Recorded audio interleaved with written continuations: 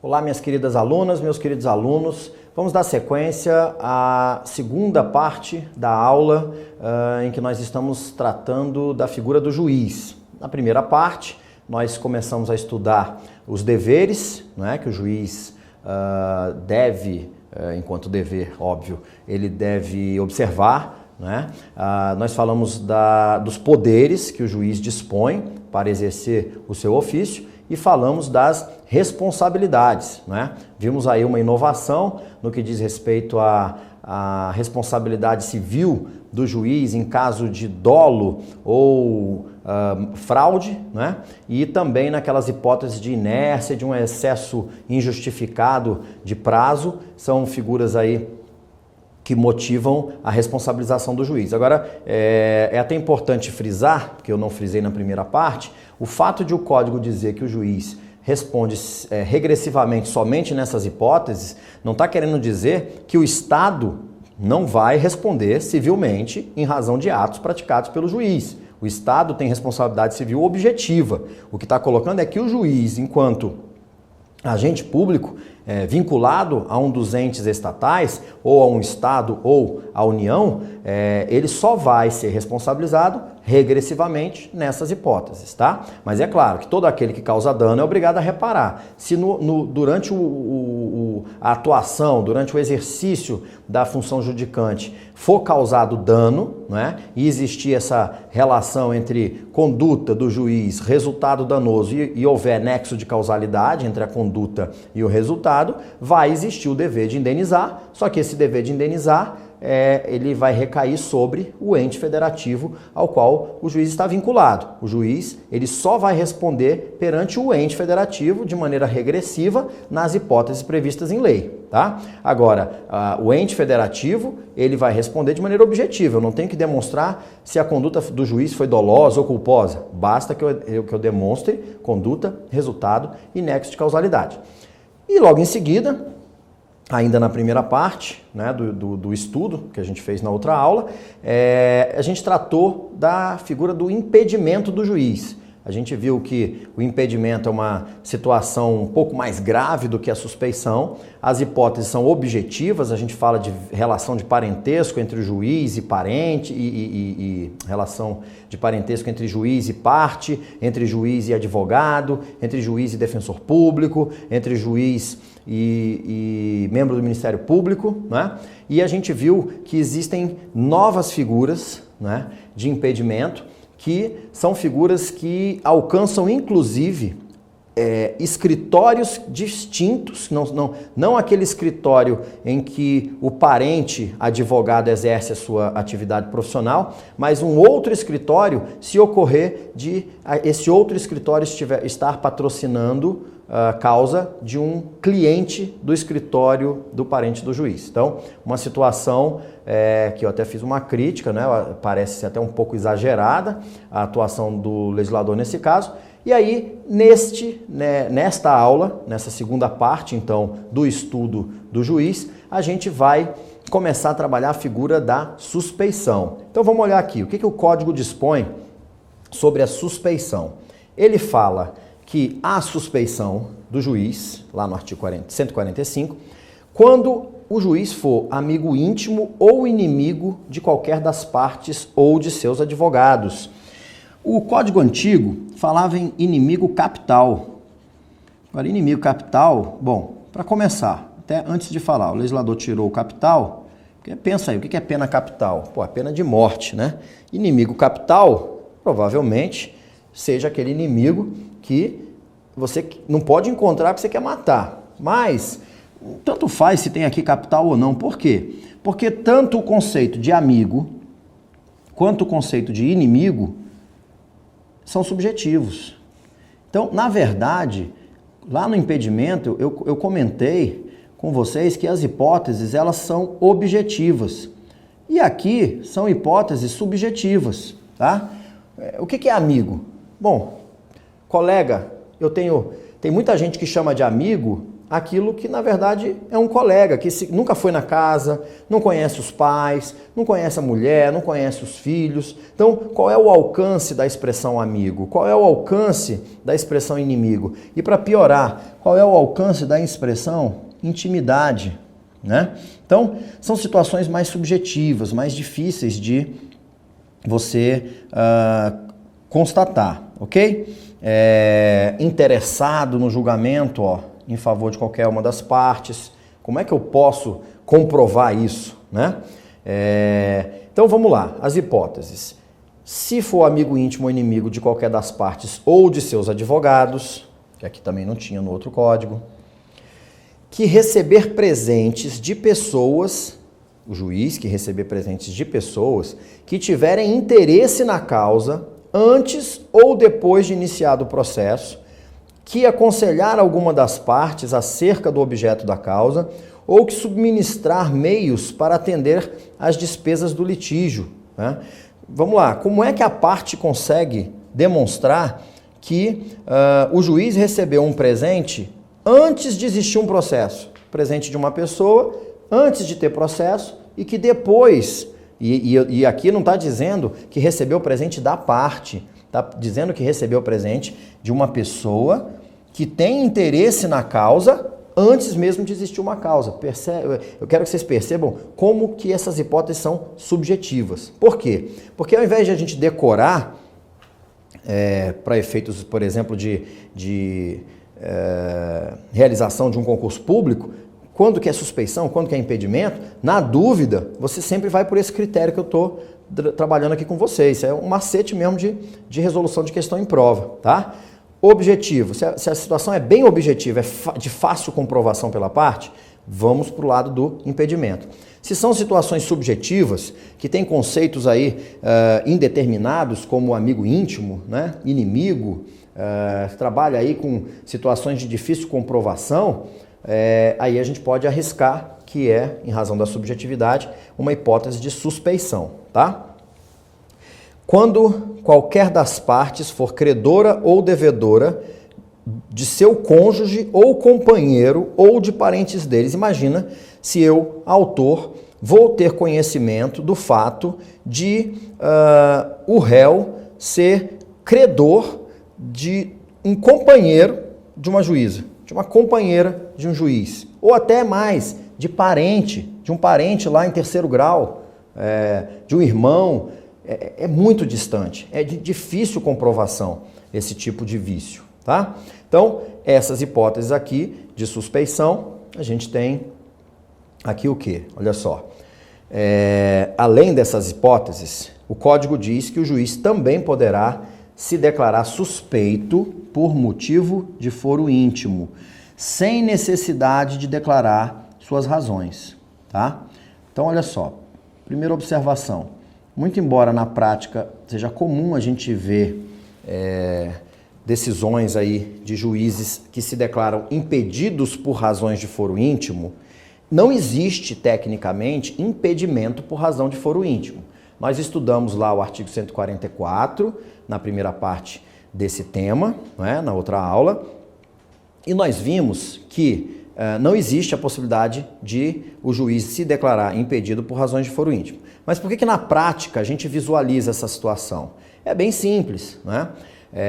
Como nas hipóteses de foro íntimo o magistrado não declara as suas razões, essa hipótese, inclusive, ela foi criada pelo legislador para evitar que o juiz sofra pressões políticas, pressões econômicas, pressões de amigos, né? Então ele simplesmente não vai declarar ou declinar esse motivo, né? Então ele diz assim, olha, eu não vou julgar esse processo por razões de foro íntimo. Ele não quer expor ninguém, tá? E ele diz que não pode julgar porque, na verdade, quando eu falo em impedimento ou suspeição, eu estou me referindo a situações em que está sendo questionada a imparcialidade do juiz, né? Então, acompanha comigo. Impedimento e suspeição, eu estou dizendo, olha, esse juiz não é imparcial como a Constituição deseja, tá? Seja porque há um vício de natureza objetiva, um comprometimento objetivo ou um comprometimento subjetivo. Agora, Quando um magistrado se declara suspeito, imagina uma situação, o ministro do Supremo vai ter ali um julgamento extremamente complicado, como um escândalo desses como Mensalão, Petrolão, em que você tem grandes empresários, grandes políticos envolvidos, e aí o ministro pega e diz o seguinte, olha, eu vou me declarar, na verdade ainda pior, né? Recentemente a gente viu aí que nessa farra das delações premiadas foi mencionado o nome de um ministro do Supremo. Já pensou se quando chega o processo na mão desse ministro, ele diz assim, eu vou me declarar suspeito por razões de foro íntimo? Para nós do direito, o termo suspeição, assim como o termo incompetência, tem um significado próprio, né? Se você chega numa audiência, vira para o juiz, enquanto advogado, e fala assim, excelência, data vênia, o senhor não pode julgar esse processo porque o senhor é absolutamente incompetente para julgar esse processo. O cliente vai chegar para o vizinho e vai dizer, olha, o meu advogado é o cara mais corajoso que eu já vi. Ele chamou o juiz de não só de incompetente, chamou ele de absolutamente incompetente e disse que ele não ia julgar o processo. E o juiz falou, é verdade, não vou julgar não, vou mandar para o meu substituto. Então, para o leigo, incompetência não é um termo técnico, tem um sentido próprio.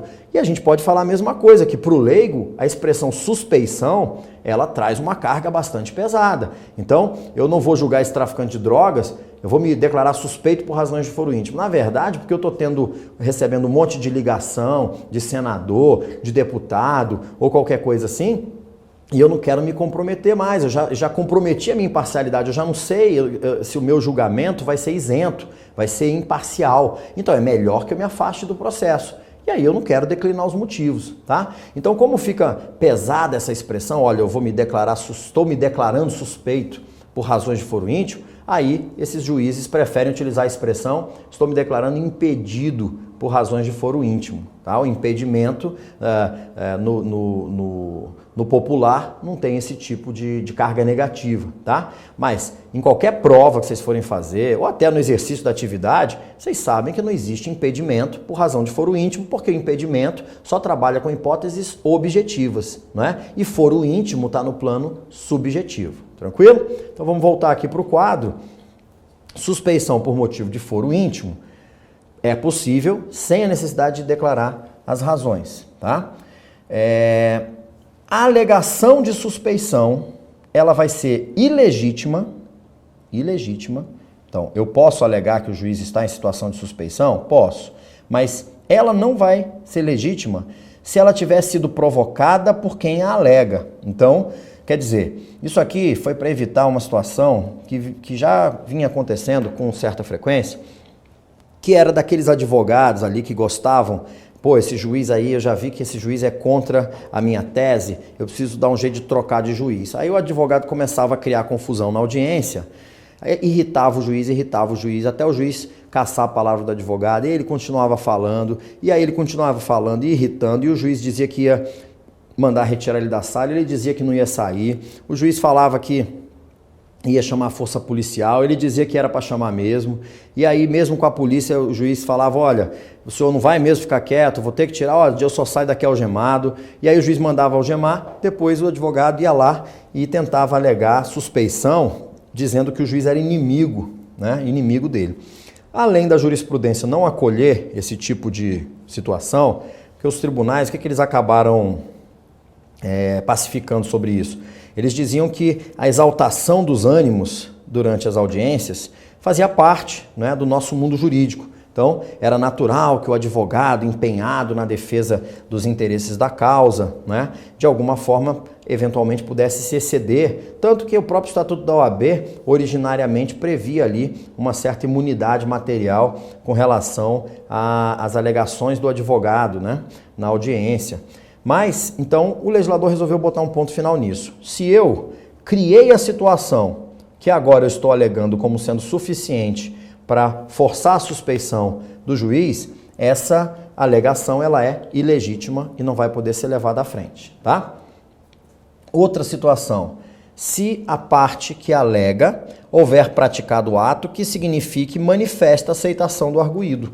Então, bom, eu já sei que está aquela situação de suspeição, eu peço para o juiz, ao invés de suscitar a apreciação dessa situação de suspeição, eu peço que aquele juiz aprecie um pedido meu, e aí só depois que o juiz nega a decisão, nega a liminar que eu peço, nega o meu pedido, aí eu vou lá e vou arguir a sua suspeição. Ora, se eu pratiquei um ato requerendo a um juiz já ciente dessa situação, eu estou aceitando, né, esse juiz como sendo capaz de decidir sem comprometer a sua imparcialidade, tá? E o procedimento? O procedimento, ele é simples. O que a gente tem que, de pronto, ter em mente, eu já vi autores, depois do novo código, dizendo que continua existindo a chamada exceção de suspeição ou a exceção de impedimento do juiz, que era aquela peça que a gente elaborava, protocolava, ela era autuada em apenso e a gente discutia a suspeição ou o impedimento. Por que esses autores aí, eles falam que não foi extinta a exceção, da mesma forma que foi extinta a exceção de incompetência relativa? Porque o código disse assim, olha, a incompetência relativa é agora arguída em preliminar de contestação. Tá, e impedimento e a suspeição? Não, eles continuam sendo arguídos por petição própria. Só que o código fala em petição específica, dirigida ao juiz da causa. O código não fala em exceção. O código de 73 era claro, argue-se por meio de exceção a incompetência, a suspeição ou impedimento. Isso estava no artigo 304 do código de 73. Então, aqui não. Aqui eu tenho uma petição específica, dirigida ao juiz da causa, indicando o fundamento da recusa, tá? E eu tenho, claro, assim como acontecia com as exceções, o meu prazo é de 15 dias contados do conhecimento do fato, não é de quando aconteceu o fato. O juiz começou a viver em união estável com a advogada da outra parte. Eu não tomei conhecimento. Como é que eu vou aceitar que o prazo já corra, né, contra mim? O dia que eu encontrar com os dois no cinema de mãos dadas, se beijando, aí já é outra história. Tomei conhecimento, vou tirar a foto, né? E vou suscitar dentro do prazo de 15 dias, tá? Esse procedimento vale tanto para o impedimento quanto para a suspeição. Com uma observação, tá? O impedimento, apesar de o código falar desses 15 dias, provavelmente a jurisprudência vai continuar, tanto jurisprudência como doutrina, trabalhando com a ideia de que eu posso arguir o impedimento a qualquer tempo. Por quê? Porque quando a gente vai olhar o artigo que trata das hipóteses de ação rescisória, esse artigo, ele prevê como possibilidade, como uma das hipóteses, o fato de o juiz que proferiu a decisão que transitou em julgado, esse juiz ter proferido essa decisão sendo absolutamente incompetente ou impedido. Quer dizer, se após o trânsito em julgado, que é uma garantia constitucional, eu ainda tenho 2 anos para questionar esse impedimento, por que eu vou esperar então, passados os 15 dias, agora eu vou ter que esperar o trânsito em julgado de uma decisão para daí entrar com uma rescisória? Não faz o menor sentido, né? Quem pode o mais, pode o menos. Se eu posso entrar com uma rescisória após o trânsito em julgado, é óbvio que eu posso praticar o ato após esse prazo de 15 dias, tá? Mas isso só vai valer para o impedimento, porque a suspeição não é situação que motive o ajuizamento de ação rescisória. Essa petição pode ser instruída com documentos, né, que servem para comprovar essas alegações e, se necessário, com rol de testemunhas. Se o juiz, diante da provocação, reconhece o impedimento ou a suspeição, é simples e é rápido, ó. Ele vai encaminhar os autos para o substituto legal. Todo juiz tem um substituto legal, tá? Se você chegar ali, por exemplo, na segunda turma do Supremo, você tem um ministro da segunda turma que se declara impedido, o julgamento vai ficar 2-2, a gente vai pegar o substituto legal, vai ser um ministro da primeira turma. Lá no STJ, você tem ali nas turmas de direito público, primeira e segunda turma, 5 ministros em cada um. Os da segunda turma substituem os da primeira e vice-versa, tá? Numa vara civil, o substituto, se não funcionar na mesma vara, que normalmente você tem juízes substitutos no mesmo juízo, você tendo, por exemplo, no interior, numa comarca bem de interior, você tem ali 2 juízes só, um que faz tudo civil, um que faz tudo penal, o juiz criminal é substituto do civil e o civil é substituto do criminal, ok? Então ele encaminha os autos para o substituto legal e pronto. Mas se ele não reconhecer essa situação, o que vai acontecer? A gente vai pegar essa petição que foi juntada nos autos e vai tirar essa petição para autuar ela em separado, tá? E o juiz vai fazer isso e vai apresentar suas razões em 15 dias. É só lembrar que o prazo regra do código agora é de 15 dias. Apresenta essas razões, acompanhada de documentos e rol de testemunhas, se for necessário, a oitiva das testemunhas. E o que ele vai fazer? Ele vai remeter de ofício o incidente para o tribunal, a que ele estiver vinculado, tá? Porque é óbvio, ele disse, eu não estou impedido, eu não estou suspeito. Tá, eu não vai ser nem caso de interposição de recurso, porque isso aqui tem que ser rápido, essa decisão.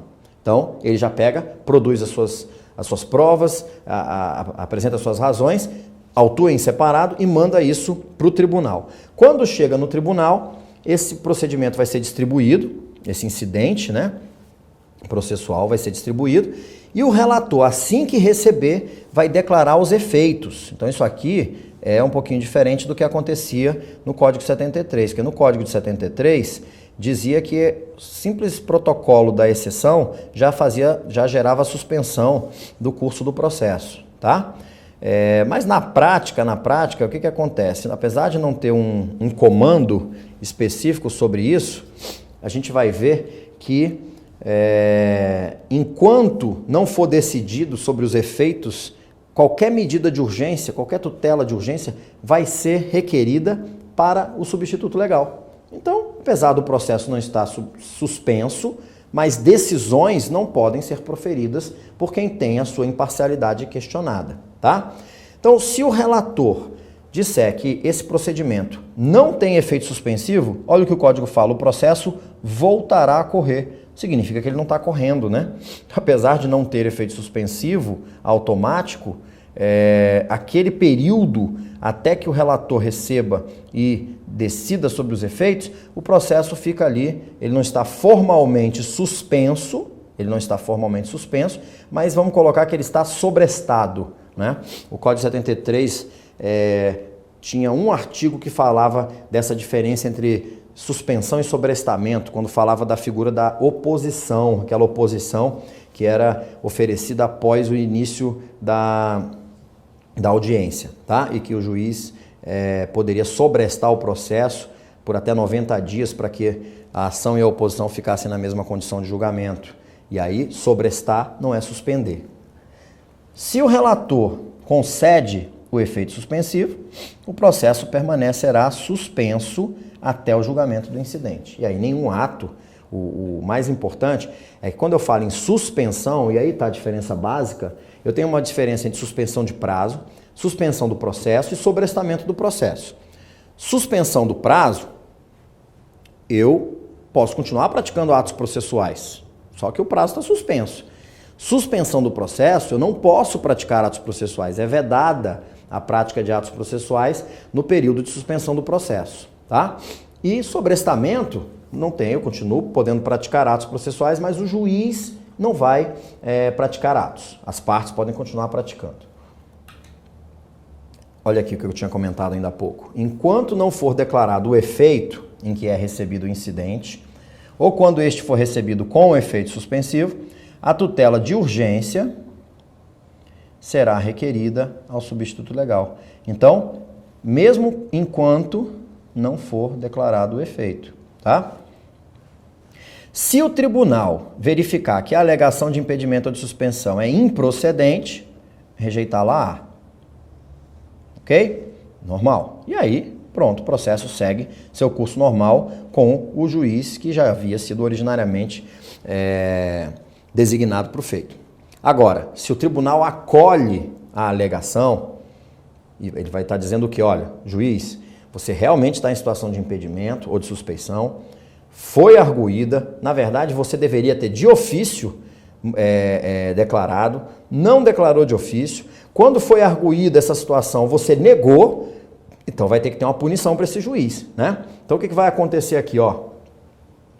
Acolhida a alegação, tratando-se de impedimento ou de manifesta suspeição, o tribunal condenará o juiz nas custas e remeterá os autos ao seu substituto legal, podendo o juiz recorrer da decisão. Isso é novo, tá? O juiz não podia recorrer da decisão, não havia previsão para isso, porque o juiz não é parte, né?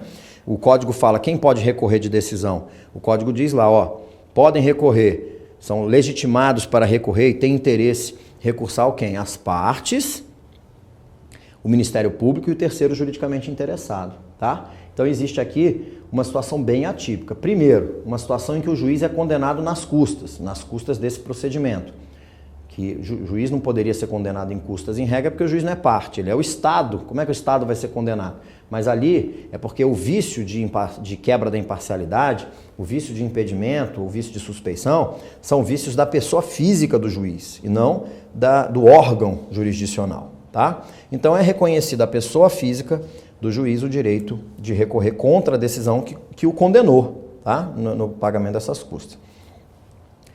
Reconhecido o impedimento ou a suspeição, o tribunal fixará o momento a partir do qual o juiz não poderia ter atuado. Para quê? Para anular os atos, né? O tribunal decretará a nulidade dos atos do juiz se praticados quando já apresente um motivo de impedimento ou de suspeição. Então ele diz, olha, já sei que desde aquele dia tal, esse juiz começou a sair com a advogada da outra parte. Então, desde esse dia, todos os atos decisórios que foram por ele praticados terão que ser anulados, tá? Parentesco entre dois ou mais juízes. Isso pode acontecer no Tribunal de Justiça lá do Distrito Federal e Territórios. Durante muito tempo, 2 irmãos eram desembargadores. Fizeram concurso, passaram, foram promovidos quase na mesma época e eram desembargadores. Isso pode acontecer. Se você for ali da mesma turma, ó, quem pegou primeiro o processo, ou do mesmo órgão jurisdicional, quem pegou primeiro o processo impede a participação do outro no julgamento. A regra sempre é quem está primeiro com o processo impede quem está de fora, seja advogado, seja juiz, seja Ministério Público ou Defensor Público, ok? Por último, o Código deixa claro que esses motivos de impedimento e suspeição se aplicam ao membro do Ministério Público, aos auxiliares da Justiça, todos eles, não só mediador e conciliador, não só o perito, mas até ali o servidor do cartório. Por quê? Porque se esse servidor tem interesse na causa, ele pode, por exemplo, fazer com que a causa ande mais devagar ou mais rápido. Ele pode, de repente, fazer com que sumam documentos importantes do processo. Então, esses motivos se aplicam também aos auxiliares da Justiça. E se a gente perceber que tem alguém nessa situação, a gente tem que questionar o juiz para que o juiz proíba esse servidor auxiliar da Justiça de praticar qualquer ato processual, tá? Lembrando que os atos processuais não são praticados apenas pelo juiz, pelo Ministério Público e pelas partes. Eles são praticados também pelos serventuários da Justiça. E aos demais sujeitos imparciais do processo, né? Que a gente tem aí outros sujeitos imparciais do processo que podem funcionar no processo. A parte interessada deverá arguir o impedimento à suspeição em petição fundamentada e devidamente instruída na primeira oportunidade que lhe couber falar nos autos, dentro do prazo de 15 dias, né? O juiz mandará processar o incidente em separado e sem suspensão do processo, tá vendo? Sem suspensão, mas ele não pode decidir nada. Quem vai decidir a tutela de urgência vai ser o juiz substituto. Ouvindo o arguído no prazo de 15 dias, assim, o importante aqui é outra coisa, é que essas disposições são relativas a essa extensão. Então, aplicam-se esses motivos a essas pessoas aqui. Nesse caso, é o juiz que vai decidir se o membro do Ministério Público está suspeito, se o auxiliar da Justiça está impedido, se algum sujeito parcial está impedido. Então, o juiz vai mandar processar esse incidente separado, também sem suspensão do processo, vai ouvir esse arguído no prazo de 15 dias, permitir a produção de prova e decidir, tá? No caso dos tribunais, se você arguir, por exemplo, o impedimento, a suspeição do membro do Ministério Público, o que vai acontecer? A gente vai seguir as normas do regimento interno de cada tribunal. O código delegou para o regimento interno. Tranquilo? E por fim, apesar de a gente saber que as testemunhas são sujeitos do processo, praticam atos no processo, prestam depoimento, né? Têm compromisso de dizer a verdade, podem ser punidas criminalmente por crime de falso testemunho, o Código deixa claro que essas situações não se aplicam à arguição de impedimento ou de suspeição da testemunha. Por quê? Porque, primeiro, as hipóteses de impedimento e de suspeição das testemunhas são hipóteses próprias, hipóteses específicas, tá? E o procedimento para impugnar também é específico e está tudo regrado lá no capítulo que trata da prova testemunhal, beleza? Então é isso, encerramos aqui o tema do juiz e nós vamos passar adiante, né, em outra aula, a análise dos outros sujeitos, né, do Ministério Público, da Defensoria Pública, da Advocacia Pública e, por hora, a gente encerra por aqui. Nos encontramos em outra oportunidade. Até lá.